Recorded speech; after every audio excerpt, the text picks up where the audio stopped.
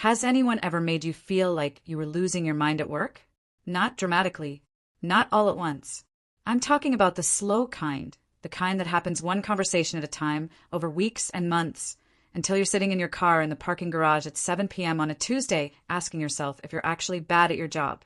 Actually, genuinely, after years of evidence to the contrary.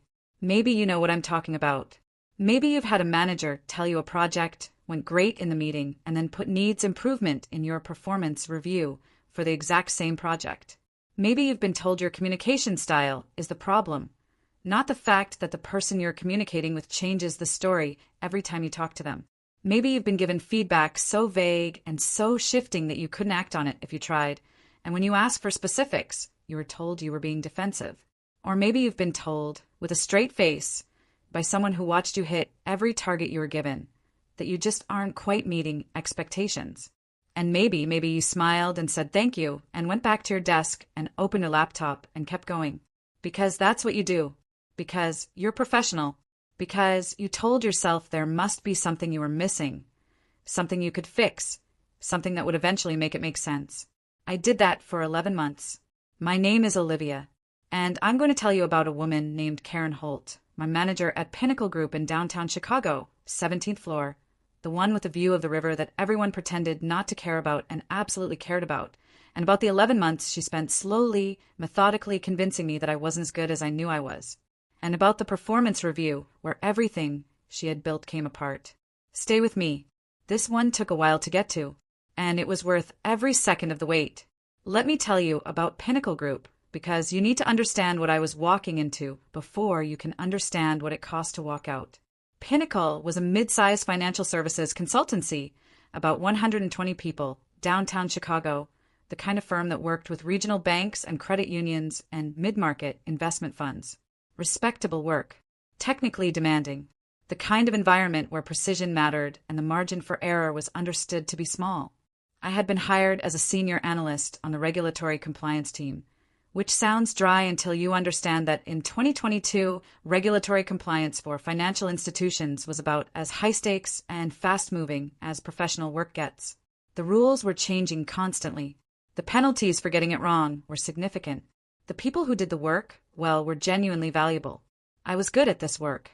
I want to say that plainly and without apology, because one of the things gaslighting does, and I'll use the word now because it's the accurate one, is train you to qualify everything you know to be true about yourself.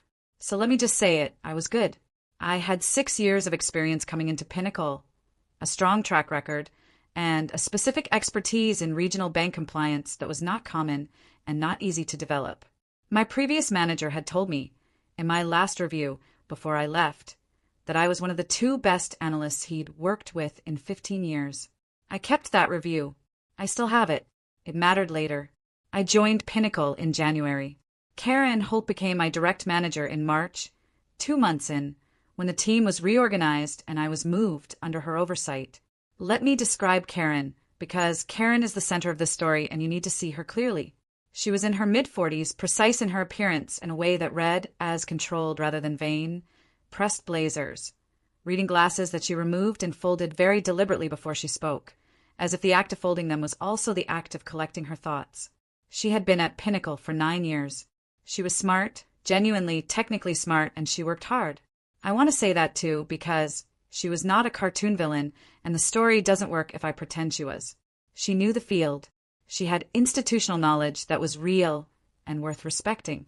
What Karen also had, and what I didn't understand until I was deep inside it, was a very specific relationship with control.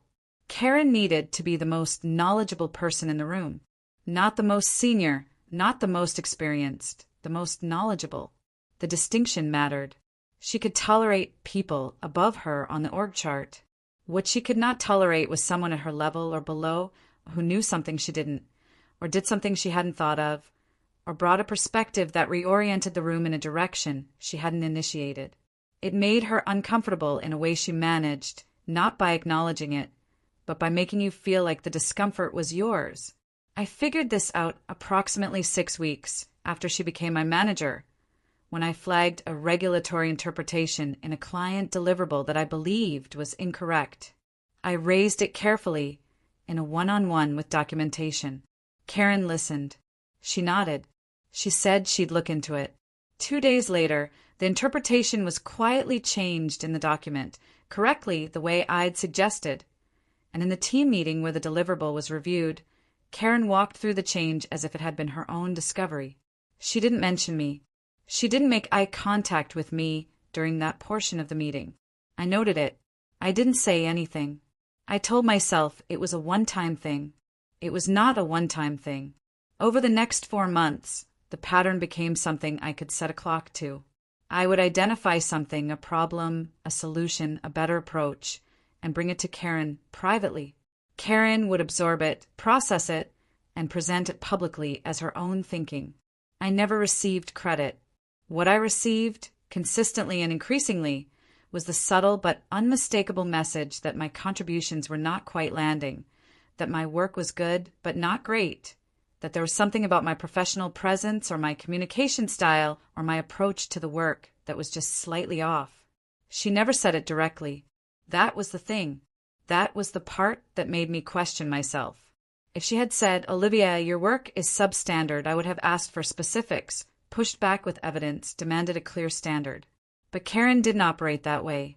She operated in implication, in the eyebrow raised fractionally during a presentation. In the follow-up email after a strong client meeting that said, "Nice work today. I think we can keep pushing on some of this." In the one-on-one where she said, in a tone that was warm and almost concerned, "I just want to make sure you're feeling confident in the work because I'm hearing some questions from the team about some of your recent deliverables." What questions? From which team members? About which deliverables, specifically? She never said. When I asked, she said she didn't want to put people in a difficult position by naming them. She said she was sharing it because she wanted me to succeed. She said this with the reading glasses folded in her hands, her expression arranged into something that looked, from a certain angle, like genuine concern. I went home that night and sat on my couch for 2 hours without turning on a light. I want to stop here and say something directly to anyone who is in the middle of what I was in the middle of. When someone does this, when they give you feedback that is consistently vague, consistently unverifiable, consistently shifting, your first instinct is to try harder, to work longer, to look more carefully at your own performance for the flaw they keep gesturing at without identifying. That instinct is not weakness. It is the completely natural response of a person who cares about their work and takes feedback seriously. The problem is that in a gaslighting dynamic, trying harder doesn't fix anything because the feedback isn't about your performance. It's about control. I tried harder for 4 months before I understood that. Meanwhile, the work I was producing was genuinely strong. I had 3 client deliverables in that period that received direct, documented praise from the clients themselves, email responses, meeting feedback. One case where client CFO called Pinnacle to say the compliance framework we developed had already caught an issue that would have cost them 6 figures. My contributions were on the record in writing, from sources that had no reason to say anything other than what was true. Karen, in our one-on-ones during this same period, continued to suggest that I was developing and that she was keeping an eye on my progress. Progress, as if I had arrived at Pinnacle as a beginner and was working my way toward competence. I had 6 years of experience and a compliance framework that had just saved a client 6 figures, and my manager was describing me as developing. In month 9, she gave me a mid-year check-in document. This was a semi-formal precursor to the annual performance review. Not official, not binding, but meaningful as a signal of where things stood. The document rated me on 8 competency categories. I received meets expectations in 6 of them and developing in 2. Strategic contribution and professional presence. I read those 2 ratings and felt something cold and clarifying move through me. Not anger. I was past anger by this point. Something more focused. Something that said, this is documented now. This is on paper. And paper cuts both ways. I kept the document. I dated it. I put it in a folder on my personal laptop that I had begun, quietly and carefully, to fill. The moment I stopped trying to fix it and started building my case happened on a Thursday afternoon in October at 4:47 p.m. I know the time because I looked at the clock when it happened and the number lodged in my memory the way times do when something significant occurs. Karen and I were in her office for a project debrief. It had been a good week. I had delivered a regulatory gap analysis for one of our larger clients that had been received, in Karen's words during the meeting that morning, as exactly what they needed. The client had been effusive. Glenn, our division head, had been in the room and had nodded in my direction when the client's praise came in. It was, by any measure, a good moment. And then in the debrief, Karen said, "I want to talk about the presentation component. I think there are some areas where your delivery is still holding the work back." I looked at her. I said, "Can you be specific?" She said, "It's more of an overall impression. I think when you present, you sometimes come across as uncertain, even when the content is solid. Glenn mentioned it to me after." I said, "Glenn mentioned that my delivery seemed uncertain?" She said, "Not in those words, but I sensed it. I want you to sit with that for a moment." She had taken a direct compliment from a client in a room where our division head had visibly registered my contribution, and within 4 hours she had converted it in a private conversation into evidence of a performance problem, not a real piece of feedback, not something Glenn said, something she had sensed, attributed to him, and was now delivering to me as fact. I looked at her. I kept my face completely still. I said, "I appreciate the feedback. I'll think about it." I left her office. I walked to the bathroom at the end of the hall, the single occupancy one that nobody used because it was by the copy room and the copy room always smelled like toner. I stood in there for 3 minutes with the door locked and the light on and my hands flat on the cold edge of the sink. And I made a decision. I was not going to try harder. I was not going to schedule another one-on-one to ask for clearer feedback that she was never going to give.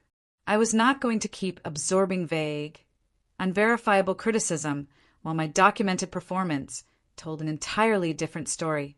I was going to build a record so complete, so clear, and so professionally presented that when the annual performance review came, in 63 days, there would be no room left for implication.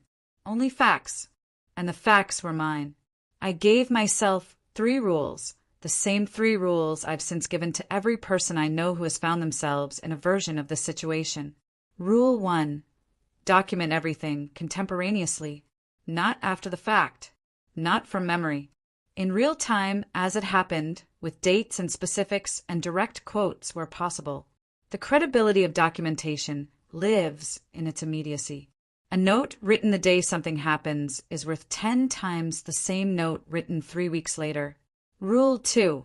Let the work speak in every direction simultaneously. I was not going to stop performing well.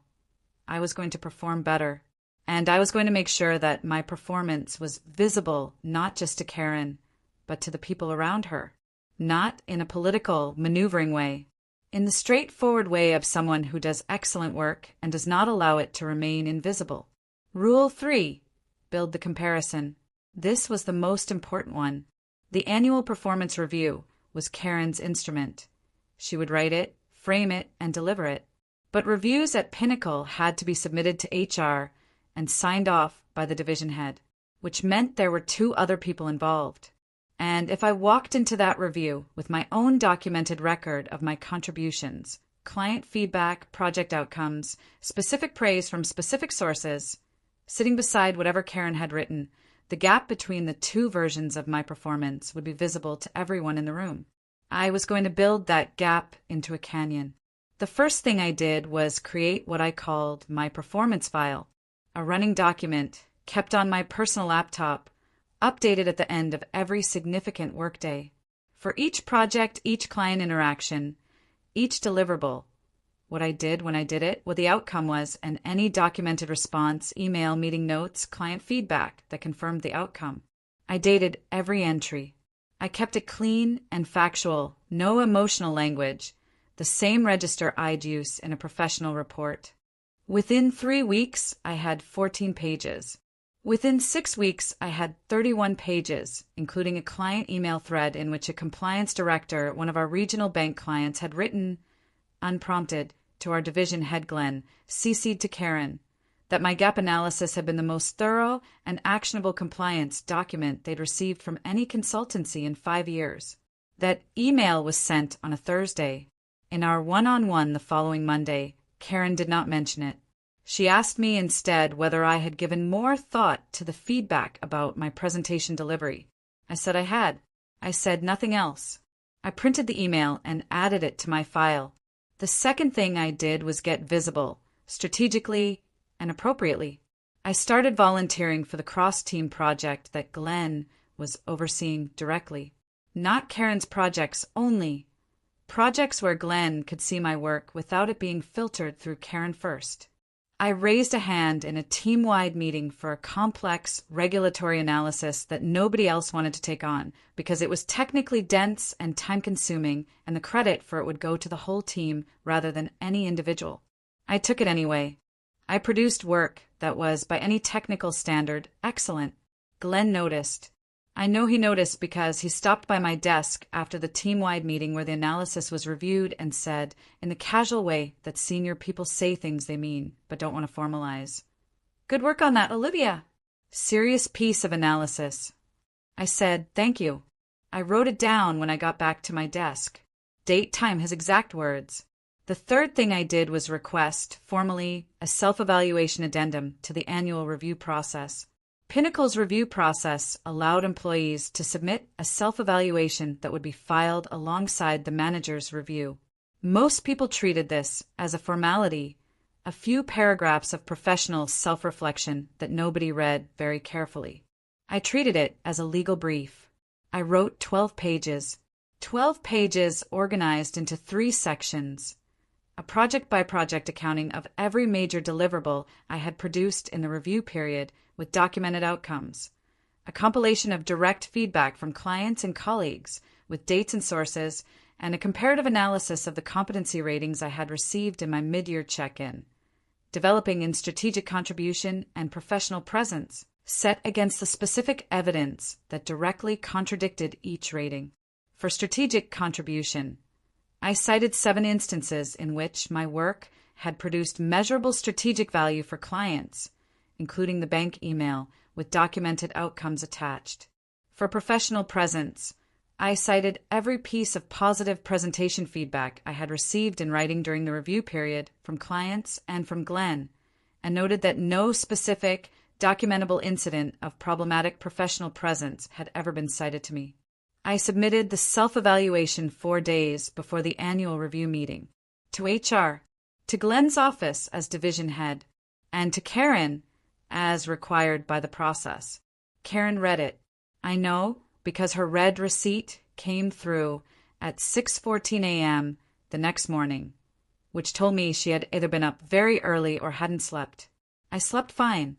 The annual performance review was scheduled for a Tuesday at 2 p.m. in one of the small conference rooms on the 17th floor, the ones with the glass walls that faced the interior hallway so people walking past could see in without hearing anything. I had been in those rooms dozens of times. They were neutral spaces, neither comfortable nor uncomfortable, with a round table that seated 4 and a window ledge that always had a dying plant on it that someone occasionally remembered to water. I arrived 2 minutes early. I was wearing the navy jacket I wore when I needed to feel anchored. Not dressed up, not performing confidence, just solid. I had my laptop. I had a printed copy of my self-evaluation. I had in a separate manila folder the complete performance file, 31 pages, organized by project, with the client emails tabbed. Karen was already in the room when I arrived. So was Glenn. And so, which I had not expected, was a woman named Deborah from HR, mid-50s, efficient, the kind of HR professional who takes notes in real time and whose presence in a review meeting signals that something more formal than usual is underway. Karen had not told me Glenn and Deborah would be in the room. I set my things down.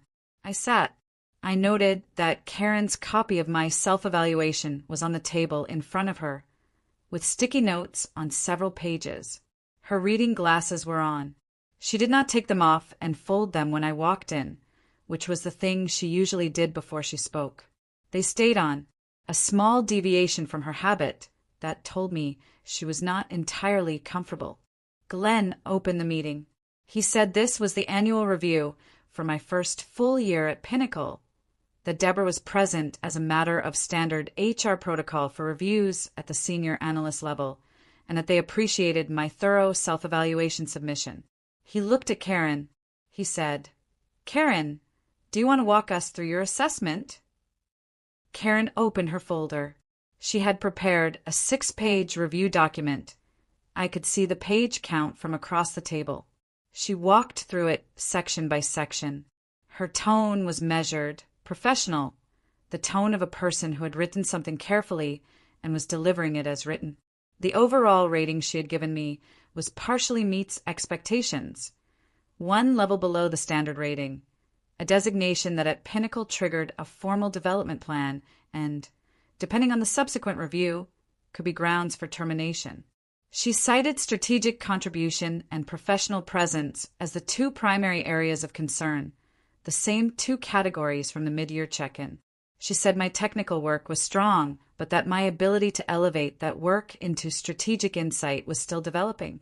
She said she had received informal feedback from team members about my communication style. She said she had observed on multiple occasions a tentativeness in my client presentations that undermined the quality of the content. She did not cite a single specific incident, not one date, one meeting, one client interaction, one documented exchange.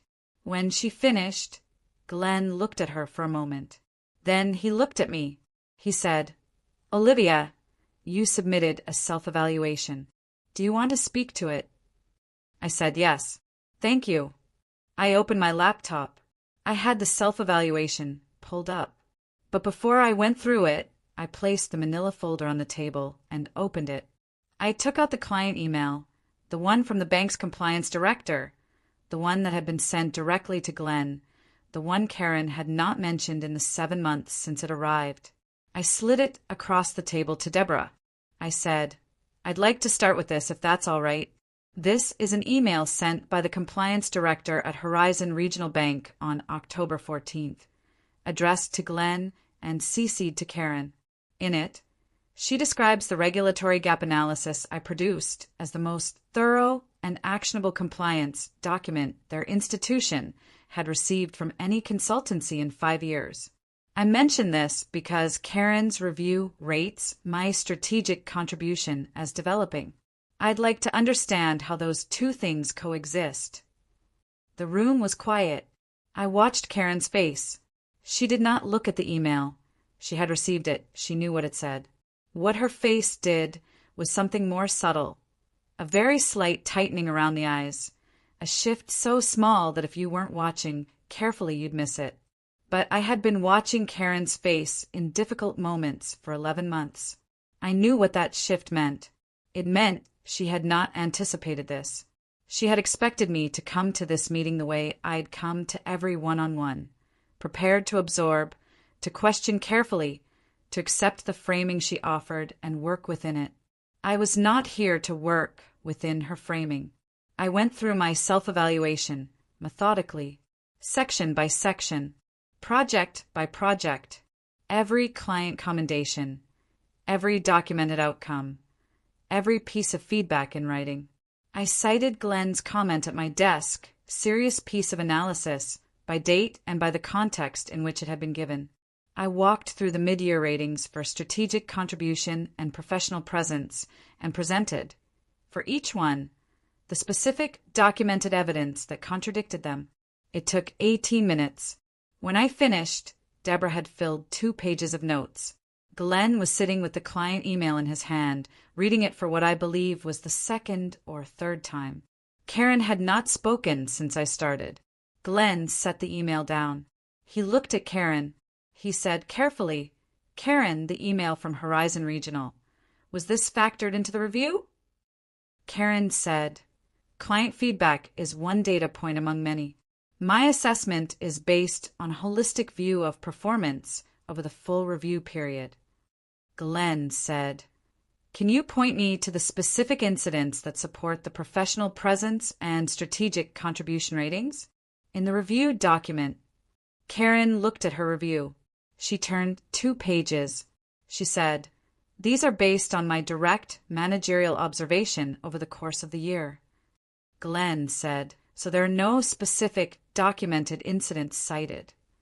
It was not a question. Karen said, "Managerial observation is a legitimate basis for performance assessment." Glenn said it is. It also needs to be balanced against the documented record. He looked at Deborah. Something passed between them. A brief exchange of eye contact that lasted less than 2 seconds and communicated something I wasn't fully party to but didn't need to be. Deborah said, "I'd like to suggest we pause this review and reconvene after HR has had a chance to review the full submission, including the self-evaluation and the supporting documentation." Karen said nothing. She folded her reading glasses and set them on the table. That small, habitual gesture, the one I had watched her perform 100 times as a signal that she was about to speak, and then she didn't speak. She just sat there with the glasses folded in her hands and the room waiting. I said, "Of course. I'm happy to reconvene." I closed my folder. I thanked Glenn and Deborah. I looked at Karen, one moment steady without hostility, and I said, "I appreciate the time." And I left. The review was reconvened 9 days later. In those 9 days, I was told by Deborah, in a brief professional call, that HR had reviewed the full documentation and had identified what she called inconsistencies between the manager's assessment and the documented performance record. She said the process from here would involve a second review conducted with Glenn as the primary evaluator, with Karen in an advisory role. I want to be honest about what happened next, because honest is the only version of this story that I'm willing to tell. Karen was not fired. She was not publicly reprimanded. She remained at Pinnacle in her role with her title intact. What changed was more structural and in some ways more meaningful. The second review rated me exceeds expectations in 5 of 8 categories and meets expectations in 3. The partially meets expectations designation was struck from the record entirely. I received a retroactive merit adjustment, a raise that had been withheld pending the review outcome, and a formal note in my HR file that the original review had been superseded. Karen's oversight of my work was restructured. I began reporting to Glenn directly on all major client projects. Karen and I continued to work in the same team, professionally and without incident, because we were both adults and because I had no interest in a prolonged Cold War. She was, as I said, technically capable. She just needed to not be in a position to evaluate me subjectively without accountability. 6 months later, I was offered a senior manager role, a promotion that had been, until the review process clarified my actual performance record, effectively invisible to the people who made those decisions. I accepted it. People always want to know what happened to Karen, so let me tell you. She stayed at Pinnacle for another 14 months after this. She managed other people with more oversight than she'd had before. I don't know if she changed. I don't know if the experience of having her assessment taken apart in a conference room by the person she'd been managing made her examine anything she'd been doing. I hope it did. I genuinely hope it did, because the alternative that she walked out of that room and found the next person to do it to is not a happy thought, and I prefer not to sit with it too long. What I know is this. She had a moment of humanity in this story that I haven't told you yet, and I think I should. About 3 weeks after the reconvened review, I passed her in the hallway by the copy room, the one that always smelled like toner, near the bathroom where I'd stood with my hands on the sink and made my decision. She stopped. She looked at me for a moment with an expression I couldn't fully read, and then she said, "You documented everything." It wasn't a question. It wasn't an accusation. It was more like an observation, like someone looking at a thing that had happened to them and naming it accurately. I said, "I always do." She nodded. She walked away. I stood in the hallway for a second longer than I needed to, and then I went back to work. I've thought a lot about what I want to say here in the part of the story where I'm supposed to give you the lesson. Because the obvious lesson, document everything, is true but insufficient. You already know to document. What I want to tell you is the thing underneath that. The first thing is this: your instincts are data. When something feels wrong, when the feedback doesn't match the results, when the goalposts keep moving, when you find yourself working harder and harder towards a standard that keeps receding, that feeling is not weakness and it is not sensitivity. It is your professional judgment telling you that the information you're being given does not cohere with the information you can observe. Trust that. Investigate it. Name it to yourself in writing with dates. The act of writing it down is the act of taking it seriously. And taking it seriously is what allows you to do something about it. The second thing is, the review process is not your enemy. It is a mechanism. And like any mechanism, it can be engaged from either direction. Karen understood this. She had used the review process as a tool for years, probably a way to manage narratives, to keep people uncertain, to create a paper trail that served her version of events. What she had not counted on was someone using the same mechanism, with more documentation and more rigor, to tell a different and more accurate story. The annual performance review is not just something that happens to you. It is something you participate in. You have the right to submit evidence. Use that right. Use it thoroughly. The third thing, the one I want you to write down or screenshot or say out loud until it settles somewhere permanent, is this. A vague accusation is not feedback. It is a test to see if you'll accept it. Don't accept it. Not silently. Ask for specifics every time. Ask what meeting, what deliverable, what observable behavior on what date. Ask until they either give you something real, something you can actually work with, or they have to admit they don't have it. Either outcome is useful. Either outcome gives you something to work with. That vague, deniable implication never will. You are not obligated to shrink in the face of feedback that cannot be substantiated. You are allowed to ask for evidence the same way your manager is allowed to ask for it from you. That is not being difficult. That is being professional. And if you are sitting where I was sitting 11 months in, uncertain, questioning yourself, staying late, trying to fix a problem that the other person has no intention of ever letting you fix, I want you to hear this. The record you're building right now, just by doing your job well, is already your defense. You just have to organize it. If this one hit close, if you've had a Karen in your building, if you've been on the receiving end of feedback that shifts every time you try to address it, drop it in the comments. Tell me where you are. I read every single one. And this community is full of people who have been exactly where you are and came out the other side with their self-respect intact and a much better job. Subscribe if you haven't. New story every week. Some of them are mine. Some of them are yours, because you keep sending them to me and they matter, and I am not done telling them. I'm Olivia. I'll see you next time.